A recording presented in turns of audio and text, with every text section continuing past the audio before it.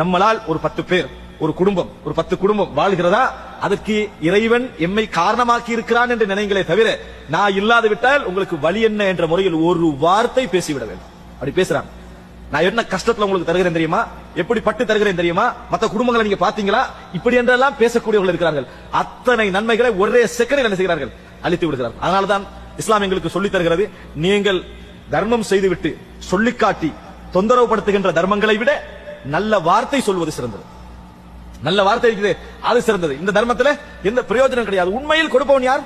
அல்லாஹ் ரப்பல் ஆலமீன். வமா மின் தாபத்தின் ஃபில் அர்தி இல்லா அலல்லாஹி ரிஸ்குஹா வ யஅலமு முஸ்தகர்ரஹா வ முஸ்தௌதாஹா. இந்த உலகத்திலே உள்ள எந்த ஒரு உயிரினமாக இருந்தாலும் ரிஸ்க் கொடுப்பது அல்லாஹ்வுடைய கடமை, அல்லாஹ்வுடைய பொறுப்பு. அல்லாஹ் கொண்டு வந்து சேர்ப்பான்.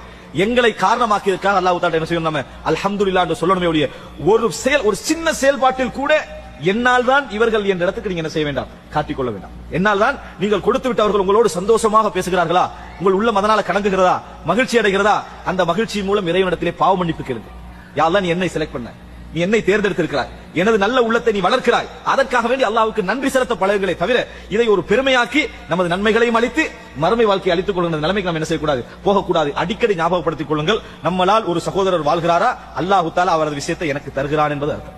அவரதை எனக்கு தருகிறான். அல்லாஹ்வுக்கு அதை நேரடியாக இன்னொரு மூலம் என்ன செய்யலாம், கொடுக்கலாம். என்னை பயன்படுத்தலாமே அல்லாஹ் கொண்டு போய் சேர்க்கலாம். என்னை அல்லாஹ் தேர்ந்தெடுத்ததுக்காக அல்லாஹ்வுக்கு என்ன செய்ய வேண்டாம், நன்றி செலுத்த வேண்டும். வஹல் துர்ஸகூன இல்லா பிதுஃபாயிக்கும். உங்களது பலகீனர்களை கொண்டு நீங்கள் கொண்டே அன்று நீங்கள் ரிஸ்க் கொடுக்கப்படவில்லை. ஆள் மனதிலே பதிவு வைத்துக் கொள்ளுங்கள். அது யாராக இருந்தாலும் சரி, நமது மனைவியாக இருந்தாலும் சரி, பேசுகின்ற பொழுது அந்த பேச்சில் சரியாக இருக்கணும். குடும்ப பிரச்சனைகள் வருகின்ற பொழுது, சிக்கல்கள் வருகின்ற பொழுது, கணவனும் மனைவியும் எடுக்கக்கூடிய மோசமான ஒரு முடிவுகள்ல ஒன்றுதான், கணவன் தனது பகுதியை தடுக்கிறது, மனைவி தனது பகுதியை தடுக்கிறது. அந்த குடும்பம் என்ன செய்யாது, சிறந்த ஒரு குடும்பமாக மாறாது. கோபம் இவர்கிட்ட வெளிப்படும், மனைவிடமிருந்து வெளிப்படும். அந்த கோபத்தை தன் குடும்ப கடமைக்குள் இணைத்து விடக்கூடாது.